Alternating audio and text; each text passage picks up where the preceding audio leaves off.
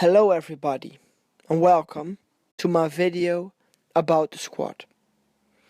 The aims of this video are to analyze my squat, to compare my squat with a decent one, and to give some advice in how I could improve my squat. When we take a look at my squat, it is clearly viewable that I cannot reach the correct amount of depth. I think it is therefore valuable to analyze the technical model of my squat. When we look at my trunk position, it is clear that it is almost parallel to my tibia and that my spine is staying neutral in the deepest position. Furthermore, the bar pattern of my squat is quite okay. As you can see, the barbell is moving in a straight downwards and upwards pattern. This means my movement is fluent and I have a good triple extension. If the ankles, knees and hips did not move in the same rhythm, the bar wouldn't be able to maintain a straight pattern. A bigger issue in my squat is the direction of movement. As you can see in this photo, my buttocks is moving backwards instead of downwards. In this position, it would be almost impossible to reach greater depth and maintaining balance. The center of mass would shift behind my center of support and I would fall down. This is mostly due to the fact that I'm performing a high bar squat while I try to maintain an upright trunk position. Another problem in my squat is the pelvis movement. If I could squat more like the athlete in this video, I would be able to reach the correct amount of depth while maintaining balance. This athlete has clearly moved his pelvis more downwards instead of backwards and can achieve depth. This is because his center of mass is staying above the center of support. If we look at this athlete from a rear point of view, we can clearly see how he is able to move his pelvis downwards. He is pushing his knees outwards and moves the knees more lateral to the heel.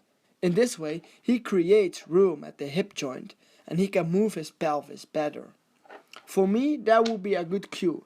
Try to push my knees more outwards. Another flaw in my squatting technique is the foot position, especially the foot position in the right leg. As you can see on the video, my right foot is rotated externally and is deviating from the stance of the left leg, which is also a little bit rotated externally, but no more than 5 to 10 degrees, which is recommended in the different kind of literature.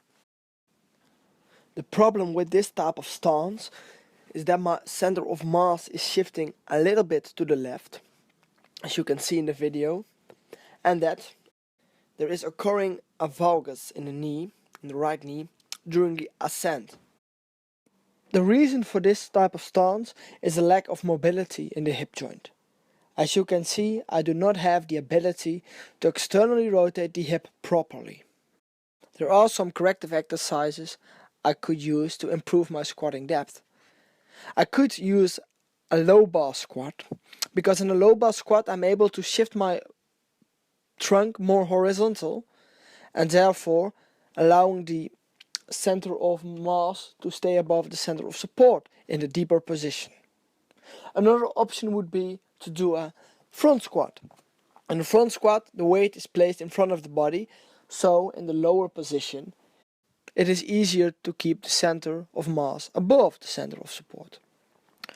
I should also work on external rotation in the hip, and therefore need exercises that stimulate lateral stability and forcing the knee to push itself more outwards and therefore force external rotation at the hip joint.